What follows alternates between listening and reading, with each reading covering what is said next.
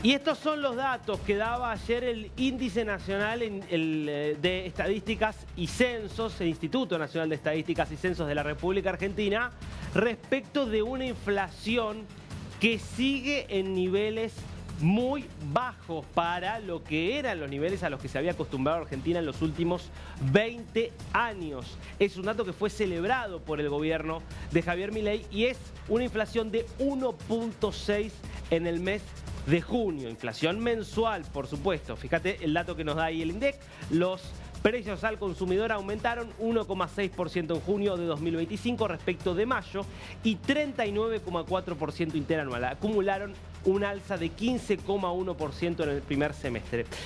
Ahora vamos a ver cómo se compara esto con el resto de América Latina y sobre todo con América del Sur. Vamos a hablar de un par de casos que son particularmente preocupantes, pero atención con estos datos porque a pesar de que hay ruido con el dólar, a pesar de que hubo muchos aumentos, por ejemplo, en los servicios, algunos servicios que seguían atrasados y que aumentaron en junio y que eso hacía pensar para muchos que la inflación iba a volver a ubicarse por encima del 2% o acercándose al 2%, bueno, hay señales de una desaceleración muy fuerte. Vos fijate cómo a mismo nivel del año pasado, es decir, en julio del año pasado estabas en 4% de inflación mensual, una inflación que había bajado hacia final del año pasado, pero que hizo un repunte, sobre todo febrero, marzo sobre todo 3,7% y que muchos creían, bueno, este es el fin del éxito del programa económico de Milei.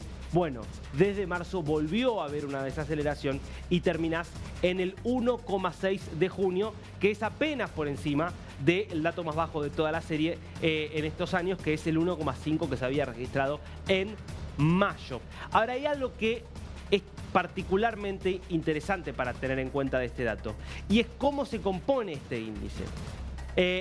Vamos a ver justamente las distintas categorías. Obviamente el índice de precios es un promedio en una canasta de precios de la economía que es muy amplia. Ahora hay precios que suben más y precios que suben menos. ¿Qué es lo que está arriba de todo? Yo te decía, aumentos en servicios fue lo más fuerte este mes. Bueno, educación, por ejemplo, tuvo una suba muy fuerte, fíjate, 3,7%. Es más del doble que el índice general. También vivienda, agua, electricidad, es decir, 3,4% en ese caso. Fuertemente esto relacionado a los servicios que aumentaron, en muchos casos porque hay servicios que siguen subsidiados y que el gobierno de a poquito va retirando los subsidios y entonces eso hace que se vaya trasladando a la inflación. Y en otros casos, servicios por ejemplo como es la educación privada, lo que hay que entender es que lo que sucede es que como todavía Argentina arrastra una inflación pasada muy alta, sigue teniendo que haber actualizaciones que van en línea con la inflación pasada. Entonces, de repente tenés que en un mes la educación sube 5%. Bueno, eso te genera, obviamente, que el promedio de inflación termine subiendo. Ahora, ¿qué es lo importante y qué es lo que están mirando muchos hoy en la economía argentina? Este dato de acá, este es el índice general, 1,6%, este dato. Alimentos y bebidas, 0,6%. 0,6%, es decir, la comida, lo esencial, digamos, de lo que hace a la posibilidad de subsistir, bajó muy por encima de la inflación. Y ya 0,6% incluso se empieza a parecer un poquito más a los niveles que tiene un país normal de inflación mensual. De hecho, vamos a ver en un ratito la comparación con otros países. Entonces, ¿qué es lo que plantea el gobierno? Dice, estamos más cerca de lo que parece de tener una inflación normal. Todavía no la tenemos, pero estamos más cerca de lo que parece. Por eso, obviamente, el presidente Milei lo celebró en el estilo justamente que lo caracteriza. Publica primero con un estilo bien futbolero, ¿no? Vamos, Toto por Luis Caputo, el sobrenombre que tiene el ministro de Economía. IPC, índice de precios al consumidor, 1,6%, lo festejan los argentinos de bien y lo llora toda Mandrilandia. Te cuento porque por ahí Mandrilandia te resulta un poco raro. Llama mandriles Milei a sus rivales políticos, a quienes lo critican. Los mandriles son, obviamente, los monos que tienen la cola roja. No es necesario explicar demasiado más que eso. Y publica además una foto del equipo económico. Obviamente lo ves allí en el centro a Milei, en el extremo derecho a Santiago Bausili, que es el titular del Banco Central, en el medio atrás a Caputo junto a José Luis Daza, uno de sus secretarios, es decir, de los secretarios dentro de lo que es el Ministerio de Economía, y Federico Furiase. Bueno, algunos de los miembros más importantes del equipo económico del gobierno. Vamos a la comparación regional para que veamos esto que un poco te decía. Argentina sigue lejos del resto de la región, pero fíjate vos, ya no es ni el primero ni el segundo en términos de inflación, pasó a ser el tercero. ¿Cómo está Argentina entonces? 1,6% mensual, 39,4% a nivel anual, interanual, es decir, si comparamos los últimos 12 meses. Bueno, vamos a ir de norte a sur, te propongo. Colombia. Bueno, Colombia ya está con 0,1% de inflación. Importante el dato de Colombia. Colombia hasta el año pasado seguía todavía con una inflación un poquito más alta que el promedio de América Latina. Ya está bajando a los niveles promedio y el nivel interanual es 4,8%. Ecuador es el país, obviamente, con menos inflación de la región. Economía dolarizada, 0,1% fue en junio, 1,5% es el acumulado de los últimos 12 meses. Perú también 0,1% en junio, 1,7% el acumulado. Déjame ahí Bolivia. Ahora te cuento algo de Bolivia. Lo dejamos ahí a Bolivia. Fíjate Chile. Chile tuvo deflación. 0,4% fue la deflación, es decir, menos 0,4% la inflación, 4,1% el interanual. Dejamos también Venezuela, que es el otro caso extremo.